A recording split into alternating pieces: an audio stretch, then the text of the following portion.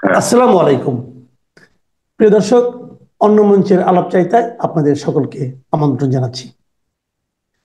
Senior সাংবাদিক ও columnist জনাব আনিস আলমগীর আজকে আমাদের অতিথি হিসেবে আছেন। জনাব আনিস আলমগীর, কেমন যেন দেশের রাজনৈতিক পরিস্থিতি একটু এলোমেলো লাগছে আমার কাছে। হঠাৎ করে কয়েকটা ঘটনা পরপর ঘটলো। আপনি সবই জানেন, এই বন্দর নিয়ে, করিডোর নিয়ে সেনাপ্রধানের দরবার হলের বক্তব্য, ও যতটুকু আমরা বিভিন্ন মাধ্যমে পেয়েছি সেটা নিয়ে, ইশরাকের শপথ নেওয়া না নেওয়া নিয়ে, এই সবগুলো মিলে তার মধ্যে হঠাৎ করে গত রাতে আমরা একটা খবর পেলাম যে নাহিদ ইসলাম প্রধান উপদেষ্টার সঙ্গে দেখা করতে গিয়েছিলেন। তিনি এসে জানিয়েছেন প্রধান উপদেষ্টা নাকি পদত্যাগ করতে চাচ্ছেন। এটা কি মানে, এটা কি ওনার অভিমান, অথবা এরকম একটা দায়িত্বপূর্ণ জায়গা থেকে হুট করে এভাবে ব্যক্তিগত অভিমানের কারণে পদত্যাগ করা কি শোভন? আমাদের জাতি তার উপর যে প্রত্যাশা করেছিল সেই প্রত্যাশার যদি ওনার ব্যর্থতা, উনি কি মাত্রই টের পেলেন নাকি আগেও টের পাওয়ার কথা ছিল? এই সমস্ত নিয়ে আপনার সামগ্রিক মূল্যায়নটা কি? আমি আর ডিটেল প্রশ্নে গেলাম না, আপনি বলেন। আপনি ঠিকই বলেছেন, এতগুলো ইভেন্ট হচ্ছে একটার পর একটা। এর মধ্য দিয়ে এর মধ্যে কানেকশন আছে সবগুলোর। আপনি সেনাপ্রধানের বক্তব্য বলেন, ইশরাকের যমুনার সামনে অবস্থান বলেন, তারপর আহ, পদত্যাগের যে ঘটনাটা যেটা বললেন সর্বশেষ, আহ, পদত্যাগের অভিপ্রায় যেটা আমরা অন্য কোনো মাধ্যমে পাই নাই বা ওনার প্রেস উইং বা কেউ দেয় নাই। সেটা এসেছে এনসিপির একজন নেতা, ওনার সঙ্গে ওনার সাবেক কলিগ দেখা করতে গিয়েছিলেন, সেখান থেকে এসে বললেন যে উনি অভিপ্রায় ব্যক্ত করেছেন। কিন্তু মজার ব্যাপার হচ্ছে, আমি সোশ্যাল মিডিয়ায় এটা নিয়ে এত ট্রল হচ্ছে, একটা লোকও বিশ্বাস করছে না যে আদৌ উনি পদত্যাগ করতে চান। সবাই ভাবছেন যে উনি আসলে এটা একটা সিম্পেথি অর্জন করতে চান এই ঘটনার মধ্য দিয়ে, কিন্তু সিম্পেথি ঠিক আসে নাই। আহ অনেকে উদাহরণ দিচ্ছেন, অতীতের উদাহরণ দিচ্ছেন, বিশেষ করে গ্রামীণ ব্যাংকের এমডি থাকাকালে ওনাকে এমডি থেকে সরানোর জন্য শেখ হাসিনা সরকার যে পদক্ষেপ নিয়েছিল, সেটার জন্য তিনি দীর্ঘ লড়াই করলেন। সেই লড়াই এমন এক পর্যায়ে গেল, একটা ব্যক্তিগত রেষারেষিতে চলে গেল। সে ব্যক্তিগত রেষারেষি আমার মনে হয় এখনো বর্তমান আছে, যে শেখ হাসিনা তার প্রতি যে আক্রোশমূলক কর্মকাণ্ড করেছেন বলে উনার বিশ্বাস, বা উনার তরফের উনার লোকজন যারা বিশ্বাস করে, সেটাই আবার শেখ হাসিনার উপর প্রতিফলিত হচ্ছে বা আওয়ামী লীগের উপর প্রতিফলিত হচ্ছে। ভেরি রিসেন্টলি আওয়ামী লীগকে নিষিদ্ধ করা হলো, এবং আপনার ইভেন তার রেজিস্ট্রেশন পর্যন্ত বাতিল করা দেওয়া হলো। যাক, সেটা আপনি জানেন, নিশ্চয়ই সবাই জানে। আমি যেটা বলতে চাচ্ছি যে এই পদত্যাগ তিনি করবেন কেন, যদি সত্যিকার অর্থে উনি করার মনোভাব রাখেনও। এখানে পদত্যাগ করার মতো কি ঘটনা ঘটলো? উনাকে তো কেউ বলে নাই যে আপনি নিরপেক্ষতা হারিয়েছেন, আপনি সরে যান। উনি নিরপেক্ষতা বহুভাবে হারিয়েছেন, কিন্তু কেউ কোশ্চেন করেনি কিন্তু উনার নিরপেক্ষতা নিয়ে। এখন উনার নিরপেক্ষতা, আমি সেই বিস্তারিত বিবরণ যদি আপনাকে দিতে যাই, সেও আর দীর্ঘ কাহিনী। শুধু এটুকু ধরে রাখেন যে ওনার ইউনুস সেন্টার কেন্দ্রিক যে লোকগুলো ছিল, উনি ওইগুলোকে এনেছেন, ওইগুলোকে ব্যবহার করছেন। ইউনুস সেন্টারে যারা তেল মারতে গিয়েছিল, উনি তাদেরকে বড় বড় পোস্ট দিয়েছেন। এবং উনি এত দরদি উম, ভাই, যে সিনিয়র সচিবের নিচে উনি কাউকে পদই দেন না, এমন একটা অবস্থা হয়েছে সরকারের। এবং তার জন্য হয় যে তার যার অধীনে কাজ করবে সে হয় অতিরিক্ত সচিব, আর তার তার ওনার লোকজন নিয়োগ পায় সিনিয়র সচিব হিসাবে। তো এই সমস্ত কর্মকাণ্ডের পরে সর্বশেষ যেটা হলো, এই যে বিএনপির তরফ থেকে প্রথমে দুই উপদেষ্টার পদত্যাগ দাবি করা হলো তাদের নিরপেক্ষতার প্রশ্ন নিয়ে। তারপরে সর্বশেষ আরেকজন যুক্ত হলেন সেখানে, খলিলুর রহমান, যাকে নিয়ে দীর্ঘদিন থেকে সোশ্যাল মিডিয়া এবং আমাদের টক শোতে বুদ্ধিজীবী মহল বলছে যে এই লোকের যোগ্যতা কি, এই লোক কোন যোগ্যতা বলে এখানে এসে এত বড় পোস্টে দখল করলো। এবং যে সেই পোস্ট না, তার জন্য পোস্ট ক্রিয়েট করা হলো আমি বলতে হবে, কারণ জাতীয় নিরাপত্তা উপদেষ্টা বলে আমাদের আমাদের কোনো কিন্তু পোস্ট এর আগে ছিল না। আমাদের যেগুলো ছিল, প্রধানমন্ত্রী বা রাষ্ট্রপতি যাদের হোক, তাদের নিরাপত্তা বিষয়ক পরামর্শক ছিল, যেটা তারিক সিদ্দিকী বা আদার্স এর আগেও এনজয় করেছেন।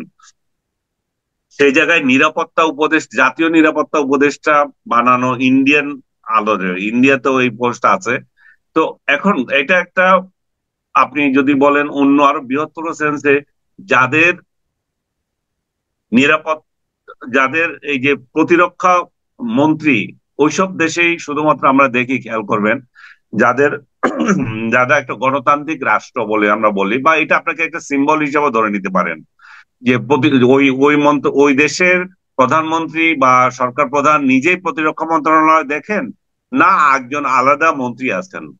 যেসব দেশে আলাদা মন্ত্রী আছে আপনি ধরে নিতে পারেন যে তারা গণতান্ত্রিক দেশ, এবং যেগুলোতে নাই তারা মনে করতে পারেন যে সেনাবাহিনী বা ওই সমস্ত দেশে ওই ধরনের পাওয়ার এনজয় করে তারা তারা সরাসরি সরকার প্রধানের অধীনে থাকতে চায়। এই অবস্থায় উনি একটা, আমাদের দেশে এখন গণতান্ত্রিক সরকার তো নাই, আমরা একটা অনির্বাচিত সরকার দিয়ে রেখেছি, সেখানে উনি এই পোস্ট আমদানি করেছেন, এমন এমন একটা লোককে আমদানি করেছেন যে বাংলাদেশে ছিলই না দীর্ঘ জীবন তার।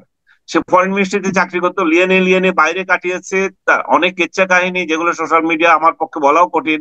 উনার উনার ব্যক্তিগত কাহিনীগুলা অনেকে আসছে, উনার অনেকে দেখেছে, এগুলা এগুলো আমরা উল্লেখ করতে চাই না। তাকে যারা পাঠিয়েছে, তার মুরিদ ফির যারা আছে, তাদের যে ভাষা, তারা যেই ভাষায় কথা বলে, এবং আপনি যদি খেয়াল করে থাকেন এই সমস্ত উনার উনার উনার পক্ষ অবলম্বনকারীরা ইউটিউবাররা, এরা দীর্ঘদিন থেকে দেশের বাইরে থেকে সেনাবাহিনী সম্পর্কে এত নিকৃষ্ট কন্টেন্ট বানাতো এবং এত আজে বাজে কন্টেন্ট তৈরি করে সেনাপ্রধানকে আক্রমণ করত, ভারতীয় এজেন্ট বানিয়ে দিত।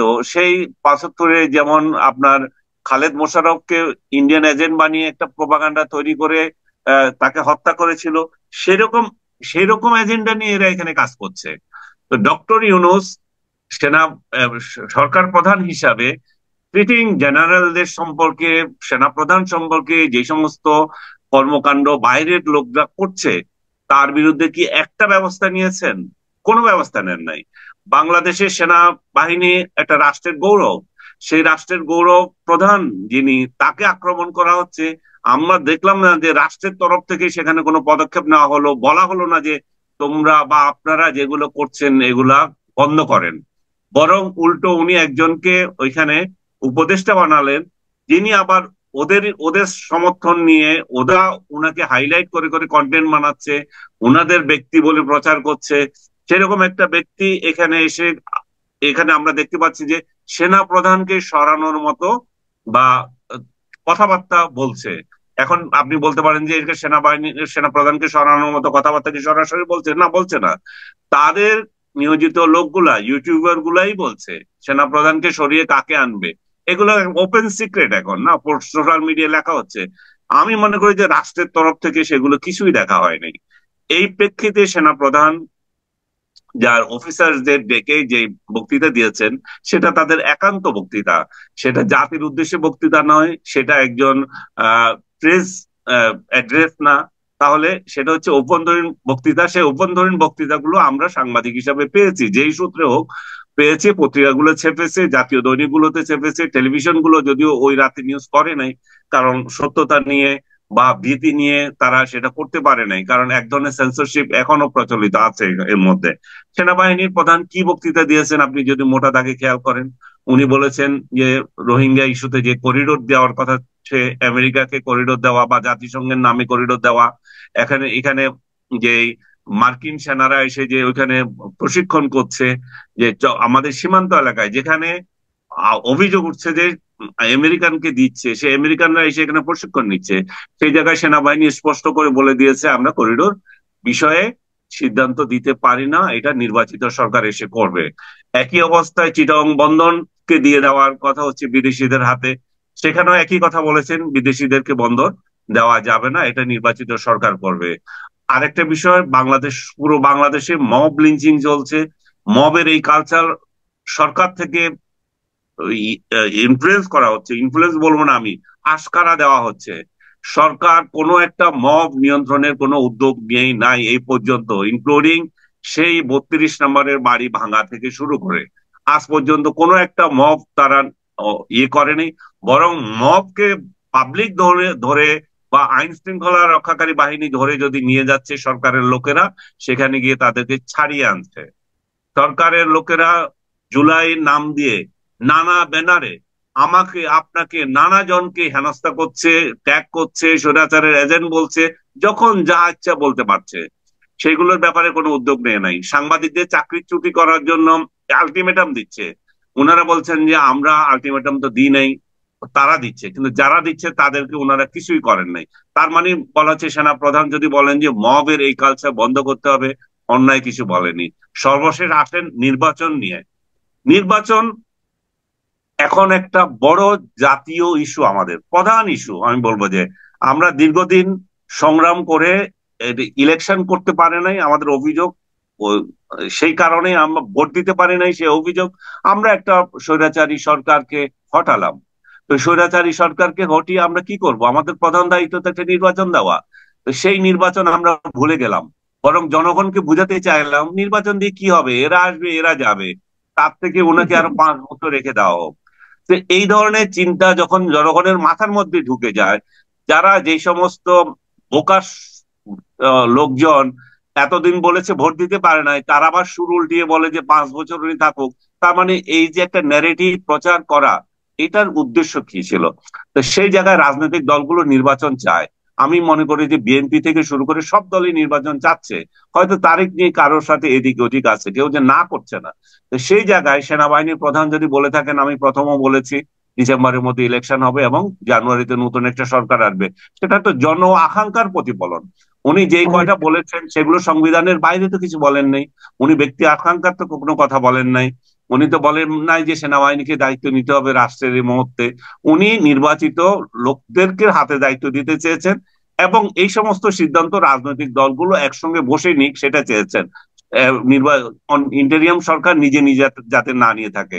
জি, একটা অভিযোগ উঠেছে সেনা প্রধান, আমি আরেকটা প্রশ্ন একটু বলি। আমি এটা শেষ সেটা করে দিচ্ছি। জি একটা বলেন অভিযোগ বলেন। উঠেছে সেনা প্রধান এটা বলতে পারেন কিনা, সেনা প্রধান এই সমস্ত বিষয় নিয়ে। অবশ্যই উনি পারেন, কারণ নির্বাচন নির্বাচন দেওয়ার দায়িত্ব হচ্ছে একমাত্র নির্বাচন কমিশনের। কারণ এটা সংবিধান, সংবিধান সেটাই তাদেরকে দিয়েছে। কিন্তু বর্তমান রাজনৈতিক প্রেক্ষাপটে যখন ডক্টর ইউনূস সহ কিছু ব্যক্তি এমন পদক্ষেপ নিচ্ছেন, যখন নির্বাচন একটা অনিশ্চিত অবস্থার মধ্যে চলে গেছে, যখন তাকে দাবি করা হচ্ছে একটা রোড ম্যাপ দেওয়ার জন্য, নির্দিষ্ট তারিখ দেওয়ার জন্য, দিনের পর দিন সেটাকে পাশ কাটিয়ে তারা সংস্কারের নাটক করছেন, সংস্কারের গল্প বলছেন, তখন সেনাবাহিনীর প্রধান যদি বলেন যে নির্বাচনের একটা তারিখ দেওয়ার জন্য, অন্যায় কিছু নয়। এখানে তো রাজনৈতিক দলের নেতা হিসেবে তিনি আবির্ভূত হন নাই, বরং দেশের নিরাপত্তা স্থিতিশীলতা রক্ষার দায়িত্বে থাকা একজন শীর্ষ কর্মকর্তার আচরণ করেছেন এখানে। বলেন আপনি যেটা বলতে চাচ্ছিলেন। জি, আমি যেটা বলতে চাচ্ছি যে এই যে এত কিছু তারা করতেছে, এইগুলো করা নিয়ে আপনিও নানা রকম প্রশ্ন করলেন, অনেকেই প্রশ্ন করছে, পলিটিক্যাল পার্টিগুলো প্রশ্ন করছে বন্দর দেওয়া নিয়ে, করিডোর দেওয়া নিয়ে। তো এই প্রসঙ্গে আমাদের এখানে যিনি প্রধান উপদেষ্টার যে প্রেস সেক্রেটারি, উনি একটা কথা কিন্তু বলেছেন, এবং এই কথাটা খুবই আলোচিত হয়েছে, নিশ্চয় আপনারও মনে আছে। উনি বলেছেন তাদের সরকারের নাকি সবকিছু করার ম্যান্ডেট আছে। এই বিষয়টাতে আপনি আসলে কিভাবে দেখবেন, আসলে কি আছে? মোটেই নাই। এটা শফিক সাহেব যদি বলে থাকেন, উনি খুবই এটা অন্যায় কথা বলেছেন। উনাকে জুলাই অভ্যুত্থানের নায়করা বর্তমান সরকারকে ক্ষমতায় দিয়েছে। ক্ষমতায় দিয়েছে মানে হচ্ছে যে যা ইচ্ছা তা করার ক্ষমতা দেয় নাই। ক্ষমতা দিয়েছে মানে হচ্ছে রাষ্ট্রীয় নিরাপত্তা সার্বভৌমত্ব ক্ষুণ্ণ হয় সেই সমস্ত বিষয়ে অধিকার দেয় নাই। ক্ষমতা ওনাকে দিয়েছে, সেটা উনি যদি শফিক সাহেব যদি আহ উচ্চ আদালতের সেই বারিক দেখেন, সেখানে দেখবেন সেখানে বলা হয়েছে ডেইলি অ্যাফেয়ার্স করার জন্য এই সরকারকে দায়িত্ব দেওয়া হয়েছে। যেটা যেই বৈধতায় ডক্টর ইউনূস সরকার আছে, সেই বৈধতা উচ্চ আদালতে সব একসঙ্গে মিলে সেই রাতে, যেটা শপথ গ্রহণের আগে আগে উনাকে দিয়েছেন, সেটা হচ্ছে যেহেতু এমন একটা পরিস্থিতি তৈরি হয়েছে, এটা অসাংবিধানিক কার্যক্রম হলেও আমরা এটা সমর্থন করছি এবং ডেইলি অ্যাফেয়ার্স তাকে দেওয়ার দায়িত্ব দেওয়া হয়েছে। তো ডেইলি অ্যাফেয়ার্স এর এইখানে পালন করবে। ডেইলি অ্যাফেয়ার্স তো আপনার চিটং বন্দর দিয়ে দেওয়া না, ডেইলি অ্যাফেয়ার্স তো করিডোর দেওয়া না।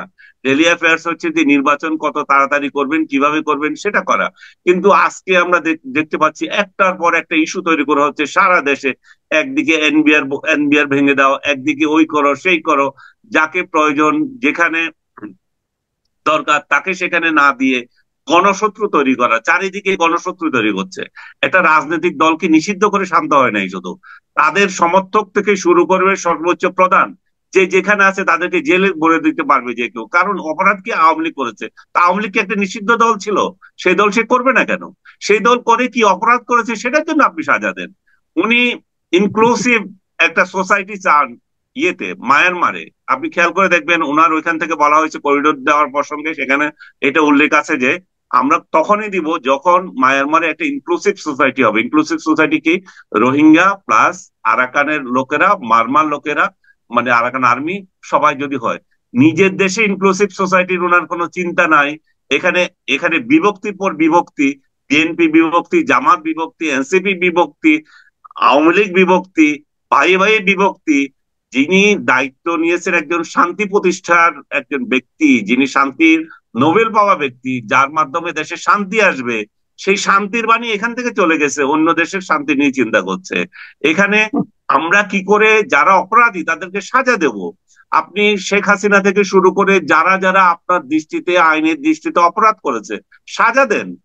কিন্তু ঘরে ঘরে আওয়ামী লীগ খুঁজে আপনি কি তৈরি করছেন? আমার ঘরে আওয়ামী লীগ আছে, আপনার ঘরে আওয়ামী লীগ আছে, সবার ঘরে আওয়ামী লীগ আছে, তাই না?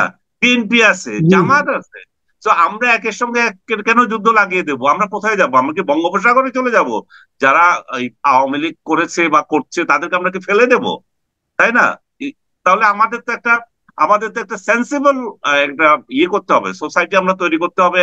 এখন উনি চলে যাবেন, উনি চলে যাওয়া কি সমাধান?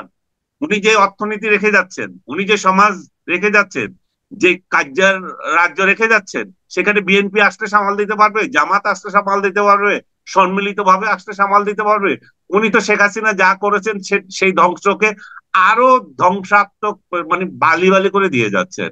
তো এই অবস্থায় উনি কেন যাবেন? ওনাকে কি পদত্যাগ করতে বলেছে? তা তো বলে নাই। উনাকে বলেছে ওনার যে পরিষদ আছে, পরিষদ যাতে নিরপেক্ষ আচরণ করে। পরিষদের 3জন ব্যক্তিকে পাল্টাপাল্টি বা ওই পদত্যাগের অভিযোগ বলা হয়েছে। ওকে, তিনজন ব্যক্তিকে, আসিফ মাহমুদকে বলা হয়েছে, তারপরে আরেকজন তথ্য উপদেষ্টা, ওনার নাম কি জানি, মাহফুজ আলম। মাহফুজ আলম। মাহফুজ আলমকে পদত্যাগ করতে বলা হয়েছে। আমি আমি আমি কালকে আমি দেখলাম মাহফুজ আলম, আমি থ্যাঙ্কস জানাই তাকে। উনি একটা বিবৃতি দিয়েছেন। উনি বলেছেন যে আমি যদি অতীতে এই জন্য বিভক্তিমূলক কোনো কর্মকাণ্ড করে থাকি, বলে থাকি, তাহলে সেটার জন্য আমি ক্ষমা প্রার্থী। একজন মানুষকে অবশ্যই আমরা সেটুকু ইয়ে দেব। উনার উনার উপলব্ধি হয়েছে, উনি যদি উনার কর্মকাণ্ডে যদি কোনো বিভক্তি এসে থাকে সেটাতে উনি ক্ষমা চেয়েছেন। আসিফের বিরুদ্ধে অভিযোগ, আসিফকে সতর্ক করতে পারেন, বাবা তোমরা আমাদেরকে এই সরকারে বসিয়েছো, তোমাদের কার্যকলাপ নিরপেক্ষ থাকো, তোমাদের দল আছে সত্য, কিন্তু তোমরা এখন যে দায়িত্ব আছো সেখানে জাতি তোমাদেরকে নিরপেক্ষ একটা দায়িত্ব পালন করতে বলেছে। এনাফ এগুলো বলে দিলে। কিন্তু জি। ওনার যে নিরাপত্তা উপদেষ্টা, তার সম্পর্কে সিভিয়ার অভিযোগ। এই লোকের নৈতিক চরিত্র ঠিক নেই, এই লোকের জাতীয়তা নিয়ে সমস্যা তৈরি হয়েছে, এই লোক বাংলাদেশি ছিল না কোনোদিন। বাংলাদেশে না থেকে জাতীয় নিরাপত্তার মতো একটা গুরুর দায়িত্ব তাকে দিয়ে দেওয়া যায় না, তাই না? তো জি। এরকম একটা জায়গা থেকে সেই ব্যাপারে কথা হতে পারে। জি। অন্য দুইটা নিয়ে আমি মনে করি যে এটা সিরিয়াস কিছু হয়নি। আর এনসিপি যে পাল্টা 3জনের কথা বলেছে, সেগুলো তারা এর প্রেক্ষিতে বলেছে, যেহেতু বিএনপি বলেছে তাই আমরা বলেছি। আমার মনে হয় না যে এটা সিরিয়াস একটা ইস্যু। উনার এই এই ধরনের কথা বলতে হবে যে আমি পদত্যাগ করব, বা উনার লোকেরা নাটক করতে হবে যে উনি না থাকলে রাজ্যের কি হবে রে বাবা। সেই শেখ হাসিনা কাহিনী, উনি না থাকলে দেশের কি হবে, তাই না? উনি বিকল্প কি? বিকল্প অবশ্যই আছে, ডক্টর ইনু চলে গেলেও বিকল্প আছে, কিন্তু কথা হচ্ছে উনি কেন যাবেন? উনাকে যাওয়ার জন্য তো কেউ বলে নাই। উনাকে ছাত্ররা দায়িত্ব দিয়েছে, উনাকে সমস্ত রাজনৈতিক দল সমর্থন করেছে, জনগণ সমর্থন করে। উনার প্রধান দায়িত্ব কি? একটা ইলেকশন দেওয়া। উনার প্রধান দায়িত্ব একটা ইলেকশন দেওয়া। সেই দায়িত্বটা উনি পালন করছেন না, ইলেকশন ডেট দিচ্ছেন না। উনি সেটা দিক আগে, সেটা দিলে দেখবেন সবকিছু ঠান্ডা হয়ে গেছে। জি। অনেক ধন্যবাদ। অনেক ধন্যবাদ জনাব আলী সামগীর। প্রিয় দর্শক, আপনারা শুনলেন একটা গুরুত্বপূর্ণ ক্রুশিয়াল মোমেন্টে আসলে আমরা এই আলোচনাগুলো করছি। কাজে এই আলোচনা একটু দীর্ঘায়িত হলো, তারপর আশা করি আপনারা মন দিয়ে দেখেছেন, আপনাদের ভালো লেগেছে। এখন এই পর্যন্তই, আবার কথা হবে। আল্লাহ হাফেজ।